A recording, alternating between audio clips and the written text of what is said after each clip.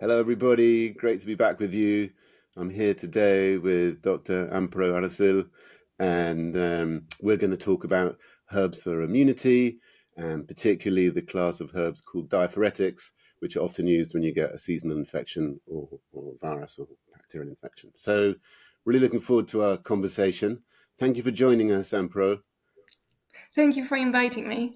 All the Uh, way from Spain today, you said you're in yes, that's Valencia. where I'm based now. Yes. And so let's just go for it straight away. And what happens when we get a seasonal infection? What happens to the system? And then we can look at which herbs we use to treat that and how we'd go about it.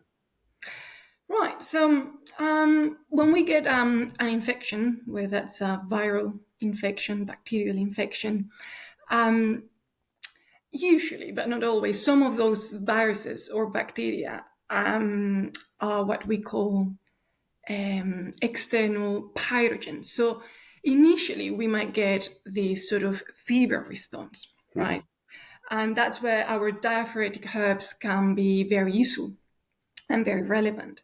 So when some viruses produce substances, molecules that trigger this fever, so they release something called interleukin 1, which tells the hypothalamus in the brain, right, you need to raise the temperature. Hmm. So by creating that warmer temperature in the body, that's one of the mechanisms of the natural mechanisms the body has to keep the viral load or bacteria, at a minimum level. But this fever can be quite useful and beneficial because the release of all these molecules, they encourage sort of the T cell response, and there's this sort of pro-inflammatory cascade. But all these molecules, all these cytokines, are very useful at telling the immune system, right, you've got to go and activate yourself and fight the infection. Mm. So that's sort of what happens. Usually happens when we get a virus, when we get a bacteria. We get this response, raised temperature.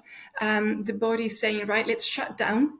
So all the peripheral circulation, if you like, shuts down to keep heat inside the body. The temperature rises inside the body, and that helps the body cope with infection. So bacteria and viruses don't multiply as much, and also that triggers that inflammatory and Hmm. that immune response that we need. So if we didn't have anything to take, drugs or herbs, the body would be able to clear, if everything goes well, that infection on its own with this sort of reaction. Mm. So that's why we feel so rough when we get an infection. Your body temperature goes up, you get the aches and pains, you lose your appetite, maybe you've got a headache, etc. And it feels Exactly, like the illness is at the edge of your body in a way. That it's sort of exactly, you're exactly, aching at your joints and yeah. exactly. Because of all these pro-inflammatory molecules that cause pain, um, but also because of all this heat, the heat that we accumulate that is trapped inside the body. Hmm. And that's where diaphoretics are very useful, in that they can help the body get rid or ease off this heat, release this heat in an organic way. So Mm. paracetamol shuts the fever that down, right? So blocks interleukin 1, blocks that response, that blocks it. And diaphoretics, we know that diaphoretics sort of increase sweating by increasing the peripheral circulation. Mhm. So by letting heat escape, what the so-called you break a fever. So you increase the temperature slightly, and then you let heat escape. They help with resolving, if you like. But they do it in a much more complex way anyway, because herbs are complex and they do not have one constituent. Yeah.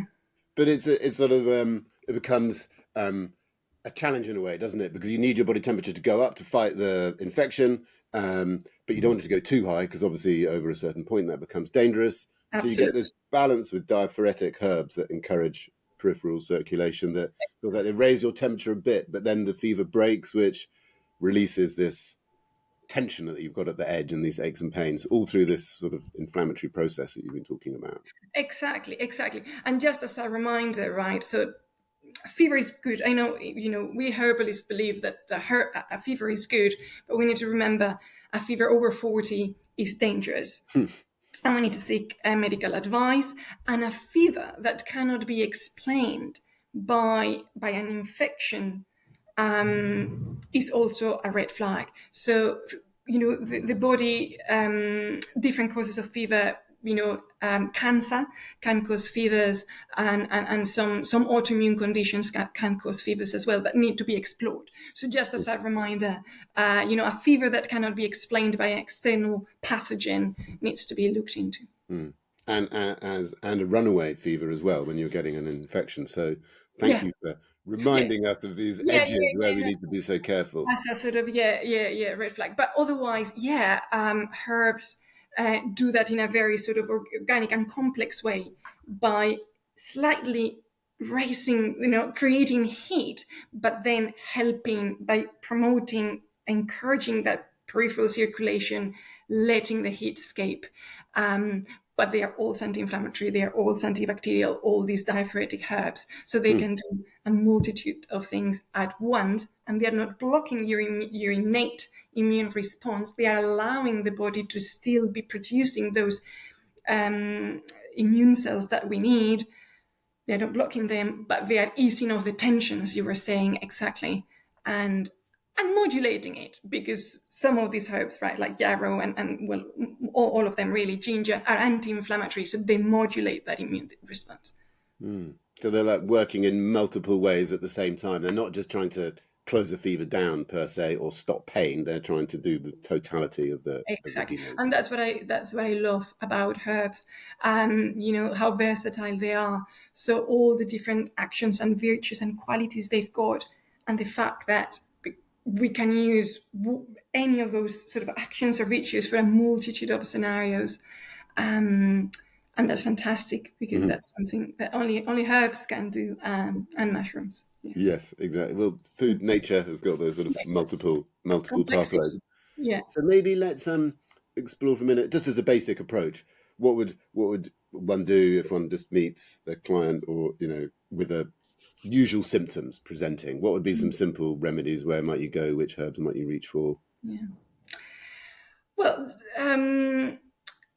we've got two very different scenarios, right? So acute infections and chronic Hmm. infections, or chronic conditions that are there because of there is like an ongoing or low grade infection, or the immune system hasn't been able to fully resolve something. So acute versus chronic.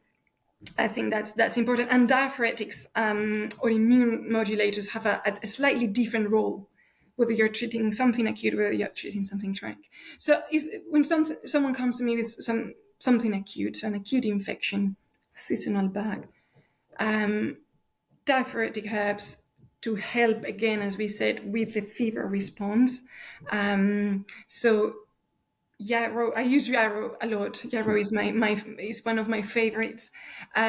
So teas and tinctures. So yarrow tea with peppermint, perhaps. So a mixture of warming and cooling, and then tinctures with diaphoretics, but also anti-infectives, immune modulators, antibacterials, and so on. So lots of echinacea, thyme, ginger, and depending on the person's constitution, then I would go slightly more warming, slightly more cooling. So really depending on who is in front of me. So that's for something acute. I tend to go, high doses for a short period of time. So with a tincture with quite high doses for a week or What however. might that be? Go into what are your high doses, Going just out to of yeah, interest. yeah, Yeah. yeah. So say echinacea, thyme, elderberry for viral. So I like going for a wide spectrum. So Mhm. go viral, bacterial. So all of it, just in case, and then echinacea as well. And I would say 10 meals 3 times a day, 10 meals 4 times a day. Mhm. So of that preparation, or 5 times a day for Okay, really children. going in regularly, high Yeah, dose, regular, get yeah. better quickly. Yeah, get Help very your body. quickly. Yeah. Yeah, exactly. For 3, 4, 5 days, I think that's absolutely okay. Some people, herbalists, are scared of high doses of echinacea. I'm not as scared, and I've used it a lot with autoimmune conditions. And I know you need to be wary. We are all different, and we will all react differently. Mm. Okay. But for a short period of time, high dose, of sort of echinacea or other Yeah. antibacterials, I think I is mean, absolutely 50 fine. mil a day, 1 in 5 is like 10 grams. If it was 1 in 2, then, getting a bit higher maybe. Exactly. And then with saying with the hot infusion that you're giving, what might the dosage of herbs be there when you're trying to get someone to, As often as, I say just drink 4, 5, 6, oh, cups? max cups in a day, 2 teapots. I use teas a lot. I think they can be very powerful to treat, to support and treat many Hmm. different conditions. And I say 2 teapots a day. You need to use a therapeutic dose when your body is not in equilibrium and you want to sort of bring it back into balance. Then you need to be drinking enough tea. And what's in a pot of the yarrow? What do you put in? 10 grams, 20 grams, 30 grams? How much do you put in a pot? Yeah, I don't really measure. I use, instinct a lot. Oh, uh, so you use just a few spoonfuls of it as but such, a a few handful. spoonfuls, yeah, exactly. So but in a teapot I would put 3 heaped Oh, right. tablespoons. It's Yeah, 15 grams or maybe yeah, something like yeah, that, yeah, maybe. Yeah. yeah, Just exactly. it's interesting because, herbalism very specific and is like a science, but there's also this artistic bit where when you speak to different herbalists, they've got different approaches to treatments, and there's that range of Yes. viewpoints, like you say, based around the client and how their body size, their age. I mean, I know it's specific to the person. I get that. And what they can do, right? Some people have busy, very busy lives, or cannot take 3 days off to just fully Mhm, rest and look after themselves and take the herbs, and they mhm, just want to sort of crack on, or are not able to for many different reasons. So you need to also tailor that. There's an ideal scenario, and then there's a realistic scenario. So I like working with that a lot. I really like. Yeah, trying to make a herbal medicine as accessible as possible, but then mm. really being very flexible. I'm very, very flexible.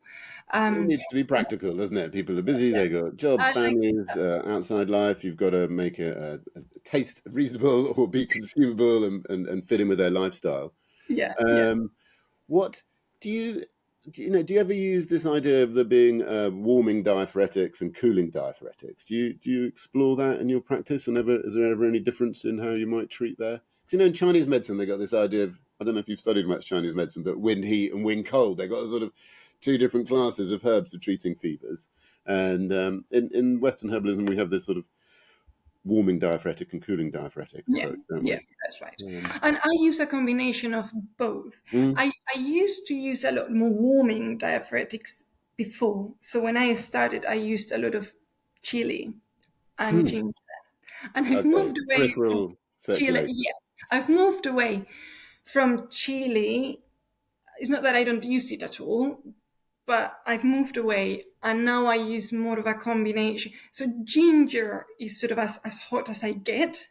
And then I use, well, yarrow is more of an amphoteric. So, Hmm. I think like a bit warming, a bit cooling.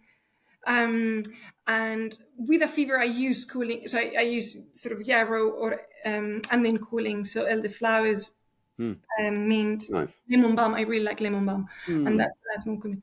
Um, so that's for fevers. I use a combination of both. When treating long-term conditions, then I might go sort of more ginger, yarrow, but a little bit more warming because I want to open up, really open up to help for as well the delivery of other herbal compounds into the area. So I have a slightly different strategy there. Yeah. Okay, interesting. So anyway, it sounds like the Well, acute I mean, phase. yeah. Acute phase is relatively, we're saying, ABC in its presentation because it's generally self-resolving anyway, isn't it? People are going to get better, but with the herbs, we're just trying to ease the symptoms and hasten recovery and prevent it from turning into something longer term, of course, which is one of the main issues of perhaps suppressing fevers or not getting enough rest at the right time. So obviously we've been through the pandemic and there's a long history of ME and chronic fatigue syndrome in herbal clinics. We all have experienced treating lots of people with those conditions that haven't been able to recover from a previous infection. I imagine it's the same for you, Amparo. And I mean, how would you go about diagnosing perhaps some of these longer term conditions and then going about treating them when they are a sort of residual viral infection? Yeah. That's interesting because with long COVID, I mean, I was treating post-viral conditions before, like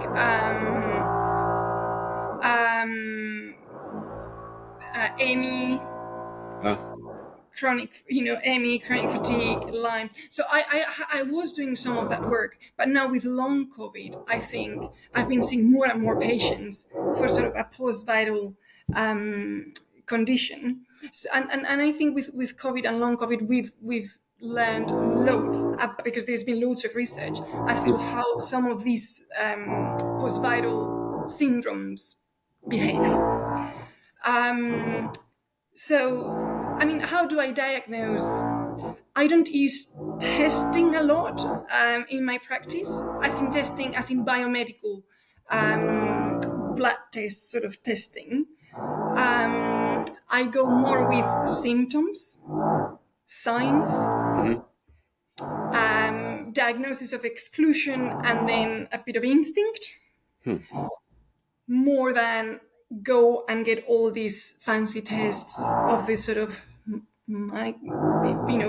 viruses and microflora. And so I use more signs, symptoms, and my intuition.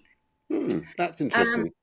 Yeah, and then if they've been tested for things, if you've got fatigue, but you are not heavily anemic, your thyroid is working well, so you get a simple blood test Hmm. done at the GP practice, and it all sort of comes back negative. Some people with long COVID are getting lung function tests, sometimes echocardiograms. It all comes back negative. Then you're thinking, right, this is long COVID, Hmm.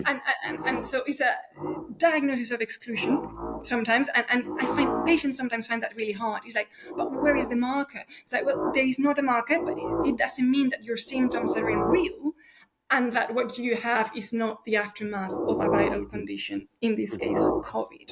So working with the patient to help them understand and accept that what they have is real is part of the process. So I do that.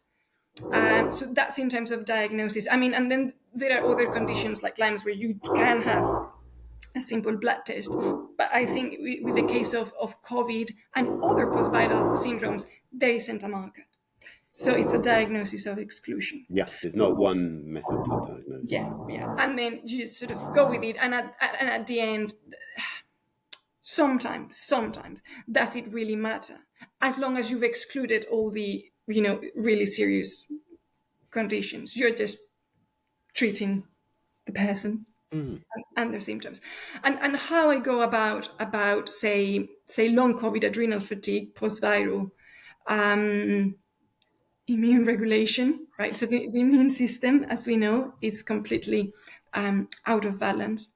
Mm. And inflammation. So using loads and loads of anti-inflammatory herbs, adrenal support, microbiome support, and circulatories and diaphoretics. And I think now with long COVID, because of all the research that has been going on, we know, or at least with COVID, we know that there is a big problem with peripheral circulation, right? So Yeah. with COVID, we've got fibrin aggregation, we've got endothelial dysfunction, which I think that's really interesting, and it's helped me as well extrapolate to other conditions, but also to help my patients with long COVID. You think, right, so fibrin aggregation in the vessels. So fibrin promotes pro-inflammatory cytokines, vascular permeability, clots, blood clots, endothelial dysfunction. So they know, they've established that. And then you've got our circulatories, like, well, there's chili, there is yarrow. We know. I mean, they've been traditionally used as powerful circulatory stimulants, but we know as well that they are fibrinolytic, so they break down fibrin, right? Now modern science has proven that they break down fibrin, things like yarrow, things like chili. So you're thinking, right, so it makes sense. All this traditional use of these herbs that have been, now, they also have these actions. So I do use diaphoretics or circulatory stimulants a lot in my formulas for patients with long COVID. For two reasons. One is that improving the circulation helps the pathology itself, the pathophysiology itself. And second, I think they are really good at distributing the other herbal compounds. So by vasodilating and improving access to the tissues that you want to access with all the different herbs, they act as a medium for all the other herbs to act in the tissues that they should be acting on. So anyway, so in my formulas, I always put yarrow, depending on the person as well, but sort of yarrow or ginger, depending on how much heat they've got. But some diaphoretics, and then adrenal support, sort of the gut, and anti-inflammatories. Okay, brilliant. So you're again crafting a formula for the individual, but putting in some more restorative herbs in a way. It sounds like. I like what you said there about the endothelium. I think so much of the interface, obviously, with the herbs and the rest of the body is happening at the sort of endothelial level, and particularly the research going on into, I don't know, obviously turmeric, green tea, cacao. This idea of is it NRF2, this whole sort of antioxidant That's very mechanism popular. that I think is so relevant. And you've written some really great articles for us at Herbal Reality, Amparo. Thank you. I really appreciate it. I'll mention some of them, but there's one quote I wrote out. You wrote a really good article about the role of herbalism in preventative medicine and Right. how can herbalism help prevent disease, given that we've got some serious sociological issues with health, and Yeah. we don't have a great preventative healthcare system. We've got a very good emergency healthcare system and some incredible doctors and medics. Who is Hospitals. collapsing, by the way? The emergency system is also collapsing, sadly, in the UK. I just wanted to say it's breaking down, but yes. It is. We're going to talk about antibiotics in a minute, but what you just said really triggered me to read out this quote because you've talked about so many dimensions to the treatment there of long COVID, and you said through the immunomodulatory, antioxidant, anti-inflammatory, antimicrobial, and metabolic regulatory effects of medicinal plants, herbalism offers valuable tools for promoting health and preventing illness. I mean, there's just so many systems you're talking about there: immunomodulatory, antioxidant, anti-inflammatory, antimicrobial, and metabolic. So herbs working on all those dimensions through all those systems, tissues, organs at the same time. It's no wonder they have this incredible adaptive effect and help us. You can make it poetic and talk about weaving through the challenges of life, or you can make it scientific and talk about it upregulating or downregulating various enzyme pathways. But it seems like herbalism helps us work as one system. There's more harmony and more integration created between areas that are lacking or areas that are excess or overworking or underworking in our body. And I just love that quote. I just thought it really summed up the front edge of research that's going on in herbalism today, where every time we read about a herb, it's not just on one organism or one bacteria it works on. It's multi-dimensional. And one thing that I often had wanted to learn about is you hear about antibiotics and obviously the amazing effect they've had over many years, but then more recently there's lots more research talking about how they obviously disrupt the gut flora, and that potentially has got a knock-on effect with various other diseases such as diabetes, obesity, metabolic syndrome, and then some of these other disorders because of disordered gut. And you talked about some antibiotic and antiviral herbs before. Are they also having a negative effect on the gut, or do they have a nil effect on the gut, or do they have a positive effect? Well, I think usually because herbs are so complex and multidimensional, I would say that they have not a nil effect, but more of an amphoteric Mm, effect. So a modulatory sort of effect. Although when we use loads of one antibacterial, or I find standardized, or when we extract the active constituent and we use, for instance, a lot of allicin, yeah, so from garlic, I have found, I don't do that myself in my practice, but I have found that patients sort of microbiome or symptoms in my case decompensate as well. So I question the use of extracts, or herbal, when we extract the active constituents and when we want to use that as an antibacterial like or an berberine, taking berberine out in yeah, isolation, for example, in is. isolation, and then using loads of that. I question that. Hmm.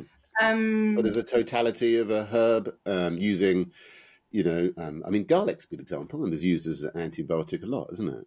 exactly.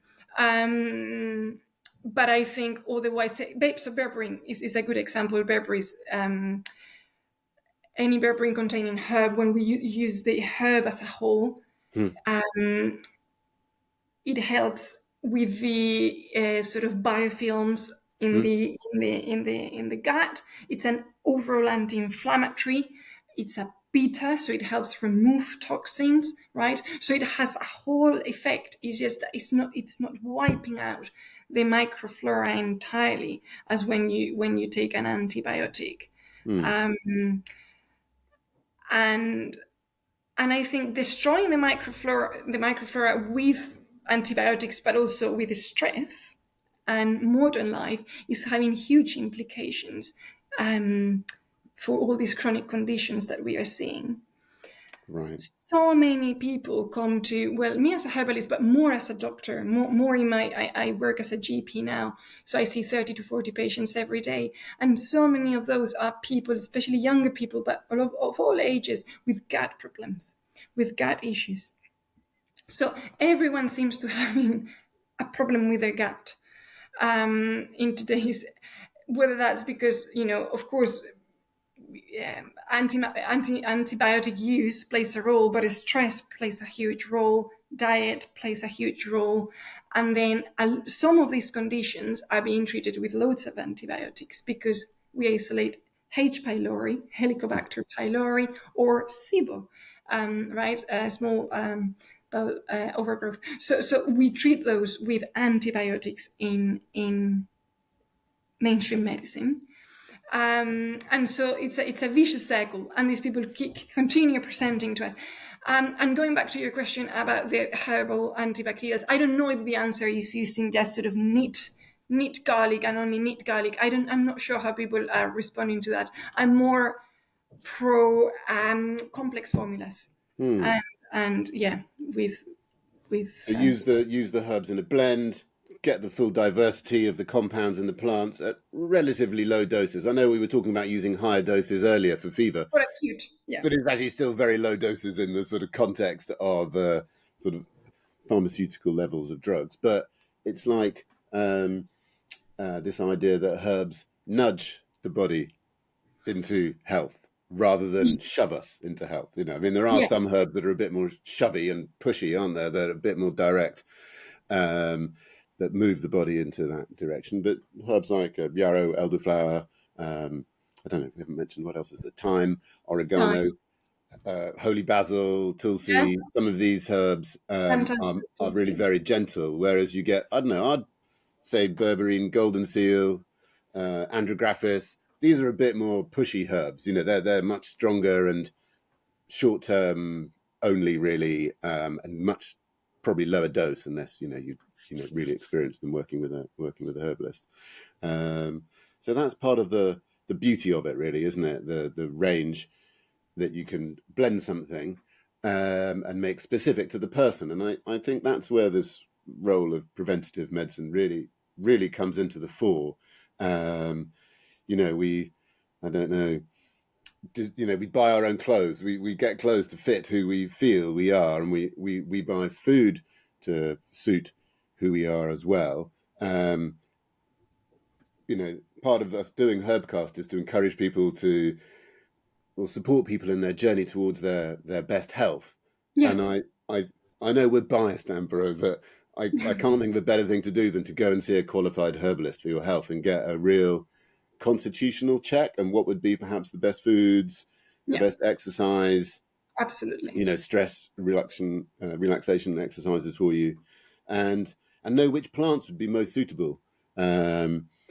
Because everyone's got a pharmacy in their kitchen, really, don't they? Everyone's cupboard is filled with healing herbs, and everybody uses herbs every day, actually, without Yeah. probably even realizing it. Exactly. And so I think that encouragement is crucial. But obviously, getting a cold or seasonal fever is one of an entry point for people into using natural remedies, isn't it? Because you're acutely ill, you've probably tried a few things in the past, and you'll sort of do slightly anything, won't you, when you're a bit ill, and Exactly. you want to be able to Exactly. breathe. You can't taste, you can't smell, you can't feel. Your life you're closed down, aren't you, basically? And And a lot of the mainstream pharmaceuticals that are available to treat as a seasonal bug are not very effective at all. hmm, And so it's a good, that's why, as you're saying, Sebastian, it's a really good entry point, and it's a really good moment to encourage people to go and see a herbalist. And exactly, people are desperate, people want help, people want resolution. So it's a really good point. And I find it now in my GP practice, they come back to me after a few days, after a week, well, I'm still not better, and I'm like, I know. What do you recommend? I was like, well, I don't know. I cannot prescribe anything that I know will be helpful. And I hmm, say that because it's true. I have no idea what mucolytic or anticatarrhal is going to be, because they are not. So then I try and say, well, thyme and sage and ginger and garlic. Many people are very receptive to those things and to trying anything. So hmm. because they are so desperate, then they go back and then they'll try it. But herbal medicine. So there's a very good opportunity for herbal medicine with acute infections, because so many of the pharmaceutical drugs are not very effective Yeah. at all. Well, off the Um, back of COVID, I think there's been lots of research on certain herbs that I've heard about in hospitals in the UK, like elderberry is being researched, echinacea, obviously, yeah, andrographis has got a clinical yeah, trial going on for it. So that's super exciting. yeah. Um, I'm There's a slight sidetrack here, but I'm interested because you're in Spain, Uh-huh. and uh, and I know that you told me before that you became a herbalist first, and then you trained to be a doctor, which I think is a fascinating route into deeper, medical understanding. And I'm just interested in if there's a difference between a Spanish approach to herbs than British. I know that's a very general question, and it's probably a bit cheeky, but I'm just wondering because it seems very difficult to get hold of any herbs through the NHS. I think there's only one herb recommended by the NHS now, which is pelargonium, which we haven't mentioned actually for upper respiratory tract Yeah. infections, because there's such a big need to not be prescribing antibiotics for viral infections. The big crisis with antibiotics. I'm just interested culturally. It feels very sort of connected with food and nature, Spain, in the few times that I've been there. Um, is that the case when it comes to taking herbs? And is there a culture of using herbal medicines like that? Yeah, I think so. I would have said so. So I was trained as a herbalist in the UK, and I trained as a doctor in the UK. Mhm. I've done all my training and practicing in the UK. Although, well, I was back and forth. I opened my practice in Spain right after I graduated, and I was going back and forth. So I've kept it open in Spain, but then I've trained and mainly practiced mainly in the UK, and I came back sort of 8 months ago, and I Mm. thought it wasn't going to be the case, Hmm. but actually I realized that there is a sort of herbal shop, um, herbolario, almost on each corner. Like they are very, very, very common, where you go and get. So they've got dried herbs, small tinctures, just sort of individual herbs. Mm. But it's not uncommon where people would go to a herbal shop instead to a pharmacy to get things for a cold, Mm. cystitis and things like that. So I do think there is that. Whereas in the UK, I don't think you find a herbal shop on almost each street. You've got sort of Holland and Barrett and so on, but they are not herbal shops. They No. are sort of, yeah. There's some Um, Chinese, lots of Chinese medicine in the UK in terms of yes, accessing herbs on the high streets, and actually, yes. You do have the Chinese, yeah. sort of Herbal shop. Napier's, maybe Napier's is a herbal shop, or Neal's Yard. There's Yeah, these sorts of places. Yeah. but one or two, and not very cheap. Not very cheap, no. Meals yard, not But very are they accessible. in Spain? Are they so they're getting like some herbs for an ill? It's like a herbs for Yeah, an illness. yeah, It's not. yeah. Is there actually a tradition of herbalism per se that is No, alive and it's that's not the just problem. folklore? That's the problem. There is not the expertise. Hmm. So people are so they go to the shop, but there isn't the expertise, I would say, as there is in the UK. It's I sort of think in the general knowledge. UK there is a stronger tradition of herbalism as a profession, whether it's you're formally trained or not, but there is the tradition and the culture of herbalism as a profession. And there is the expertise. In Spain, that's not the case. Hmm. Hmm. So the folklore has not been lost, but is in some more sort of remote towns. Hmm. Um, but there aren't herbalists as such. And then the doctors who are giving herbs or phytotherapists are not really trained and do not see herbs and herbalism in the same way as we do in the UK. So Hmm. that's quite different. It's sort of become fragmented, hasn't it, across lots of Europe? Lots of different traditions, I think, as modern Exactly. medicine in a way has taken over. Yeah. But it's interesting because it feels like, from reading some of the other articles you've written, you wrote a great one on how using herbs as antibiotics can help doctors stop prescribing so many antibiotics, and a great one on mushrooms. Yes. And reading them, I'm just like, how come this isn't, how come this isn't everywhere, really? It really I feels like know. there's a benefit for everybody. And so I know. with going back to our topic a little bit and just your expertise on adaptogens and, autoimmune conditions, maybe maybe we should talk a little bit about tonics and some of those ideas in terms of when someone's, you've diagnosed them and you've given them the initial diaphoretic and circulatory stimulants, you're going to Yeah. get their whole circulation opened up. Where, how do you really rebuild someone's energy so that they're back to their Mm. true vital self? Mm. Mm. I use mushrooms a lot. Hmm. I use reishi, cordyceps, a lot. I use withania, Hmm. ashwagandha a lot, rhodiola, licorice, if it's not contraindicated. I really like licorice. Um, so adaptogens and mushrooms. Astragalus as an immune modulator, but it's like as a tonic, and as a cheat. I use bupleurum as a Hmm. chi tonic for the kidneys, and rehmannia. So I combine rehmannia and bupleurum to restore the adrenal glands, and to work on the kidneys as well and build up energy from there. So I use that combination a lot for chronic fatigue and just to replenish someone's um, energy. Vitality, if Well, they're complaining of tiredness, and yeah. interesting. And I like all of those herbs a lot as Yeah. well. I was wondering, how do you use? I was going to ask, how do you use reishi and cordyceps differently? Because there's so much information about mushrooms. They seem to be like, I don't like it when something sounds like a panacea. It's No. just a bit too sort of too good to be true. but obviously the research and the history of use of reishi and cordyceps is pretty phenomenal.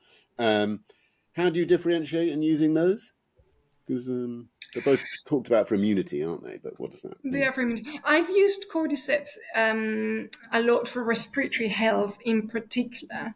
But both reishi and cordyceps, I do use them for for lung restoration, if Hmm. you like.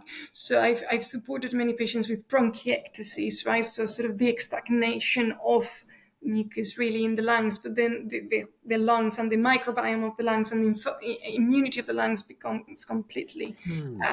out of balance. So I've used them loads in those cases, and patients have improved a lot.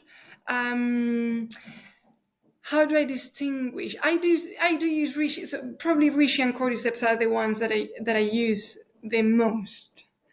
Uh, with the contraindication of cordyceps not to be used in sort of hormone dependent cancers, so prostate cancer, breast cancer. I'm wary.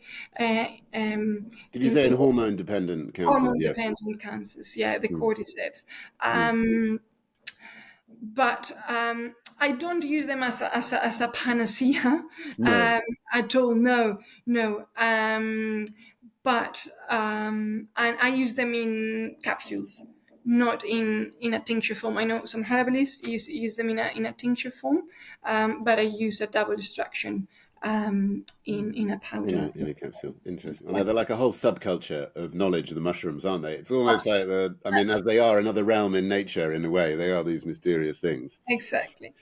But they're a Um, very exciting contribution to the materia medica, aren't they? In more recent years, I think for Western herbalists and for our clients, and yeah, yeah, Reiki particularly. I agree. Yeah, upper respiratory tract allergies, and in and Chinese medicine, it's used for the spirit. It's used for the shen. It's used one of those mushrooms that's used to help you feel present and that you're right there in the moment, which is what you need to be healing, I that's suppose. exactly that's very interesting. Yeah, yeah, yeah, Oh, well, you've exactly. mentioned so many great herbs and so many interesting ways of approaching this condition that we all get. All of us, unfortunately, are going to get a cold and a fever in our life. Hopefully, not all of us are going to get any long-term condition off the back of it. But we definitely don't want to be getting too many infections and fevers. It's not good to get COVID too many times, not good to get flu too many times. So this preventative medicine message is just so crucial. And I think just including some of these herbs in your daily lifestyle as you move into seasons where there's more risk, drinking thyme tea, rosemary tea, lemon balm, just as Yeah, part of your daily routine, ginger tea, of course, um, is just a good way to keep your epithelium, your lining and your okay. airways Yes, yes, all healthy. So I exactly, really enjoyed the conversation. And is there anything else? Is there anything you'd like to say to people? Um, a message? Would you like to give a them a message for message. their health? um, Not really. That get to know your herbs, use your herbs as preventatives. Synergy is I think synergy is very important. So Hmm. combining the herbs, interconnectedness is really important in herbal medicine and in life. So working in synergies is very important, Hmm. and I like yeah, that. It's true. Using the combination of things to get strength, like yeah, we're stronger together. And yeah. I just remember something from reading your bio that you've worked maybe some time ago. I'm not sure when it was, but with Herbalists Without Borders. Mm. Calais, talking of synergy and working together, there seems to be quite a lot of community spirit amongst lots of herbal groups. And Yeah, was that going into some of the refugee camps in Calais and setting up a herbal um, that's right. first aid place, or First aid, and acute medicine. So again, loads of what we've been talking about with the ginger, the elderberries, the echinacea, and all that for acute conditions. But yes, trying to offer some support support. and solidarity, yeah, for Mm. people migrating, which is very relevant nowadays, especially with the current political climate. Yes, Showing yes. solidarity. for And are people. they still the Herbalists Without Borders are still active? Are they? And they go to They are.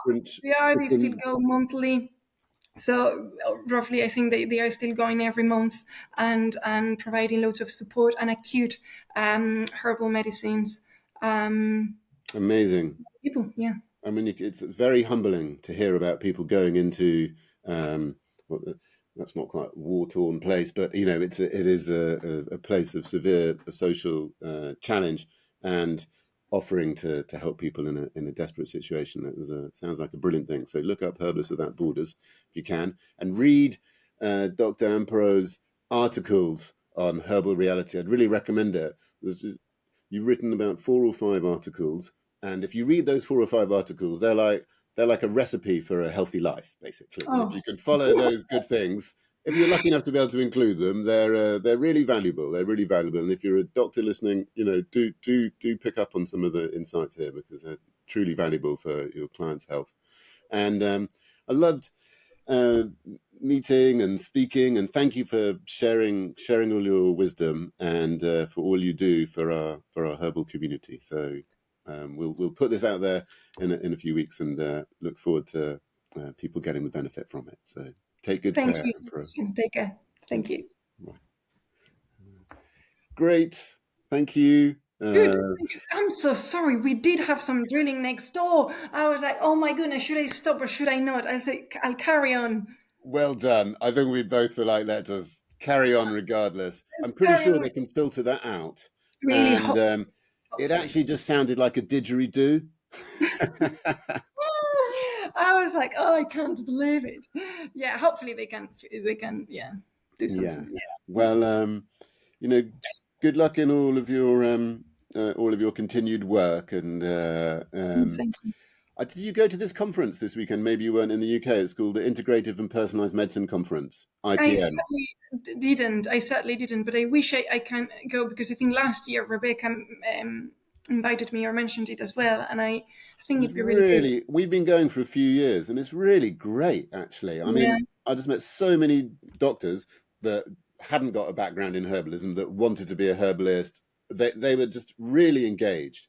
And there are, I don't know, it must be 500, I don't know, 700,000 people that go over the weekend. And yeah, it's impressive, actually. So if you happen to be in the UK, I'm not sure when it is next year, I think you'd really enjoy it. It was some really that's yeah, amazing lectures really. on progressive solutions. A lot of it quite basic stuff for us herbalists. I don't mean to say that arrogantly, but a lot of it sort of quite intro. Like, come on, guys. But Yeah, but some very engaged people, really. And so yeah, it's really, that's really good because that's what we need, I suppose. More people with yeah, different just more crisscross. Everyone's got something to mindset offer. so we can do exactly that because I did leave the NHS being very burnt out and feeling there is no way in here with all those sort of very close mindsets. There's just no way in. No, I So know it's really tricky, it's, isn't it? uh, But I well, you're think doing bit by bit, herbal the reality. College of Medicine. Yeah, Sorry. well, you're doing with herbal reality is quite great, really. Oh, oh, good. And I think it's been very successful. Yeah, Um, it's really good. I mean, we're getting. I'm still recording. Let me stop this. We're getting.